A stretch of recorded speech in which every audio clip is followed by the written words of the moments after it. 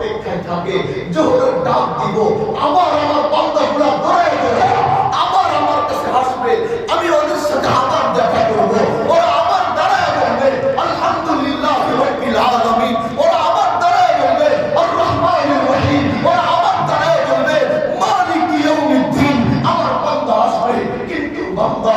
নামাজ হয়েছে, তোদের ব্যস্ততা এতই বেশি ছিল, তোদের ব্যস্ততা এতই বেশি, আমি তোর জন্য অপেক্ষায় রইলাম, তুই আসলি না আমার কাছে, আমি তোর জন্য আমার জোহরের সময় আমার অপেক্ষায়, আমার বান্দা হয়তো এখন আসবো, জোহরের সময় দেখি তোর আমার কোনো খবর নাই, আমি আমার জন্য অপেক্ষায় বসে রয়েছি, আসরের সময় আমার বান্দা আবার আসবে, আমার কুদরতের পায়ে সেজদা দিবে, তারপরও তুই আসিস নাই, আমি আমার মাগরিবের সময় আমি আল্লাহ অপেক্ষায়, আমার বান্দা আবার আসবে, আমার কুদরতের পায়ে সেজদা দিবে, বান্দা তারপরও তুই আসিস নাই, এরকম একদিন তুই আসিস নাই, এমন 2 দিন তুই আসিস নাই, এমন সপ্তাহ পার হয়ে গেছে তোর কোনো দেখা নাই, এমন মাস পার হয়ে গেছে তোর কোনো দেখা নাই, কিন্তু তোর গুনাহ তো আকাশচুম্বী হয়ে গেছে, তোর গুনার পাহাড় তো বঙ্গোপসাগরকে হার মানায় দিছে, তোর গুনার পাহাড় তো আটলান্টিক মহাসাগরকে হার মানায় দিছে, আর এইভাবে যদি তোর মৃত্যু হবে, আরে তুই তো ওই নবী উম্মত যাকে আমি সবচেয়ে বেশি মহব্বত করছি,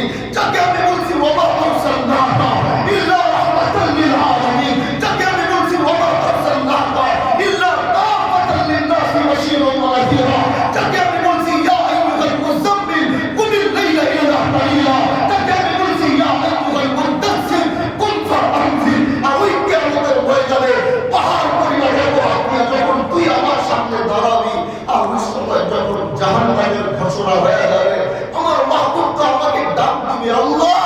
আমি তখন কি জবাব দেব? আমার মাহবুব জিজ্ঞাসা করবে যে কাফির আর জাহান্নামের ফয়সালা হয়েছে এরা কারা, আমি কেমনে বলবো এরা আপনার উম্মত? কারণ যার জিন্দেগিটাই উম্মতের ফিকির করতে করতে শেষ হয়ে গেছে, আজও যে কবরে বৈশা বৈশা উম্মতের চিন্তা করতেছে, আজও একমাত্র নবী যিনি কিয়ামতের ময়দানে সর্বপ্রথম উঠবে এবং সর্বপ্রথম উঠে উম্মতের কথা চিন্তা করবে,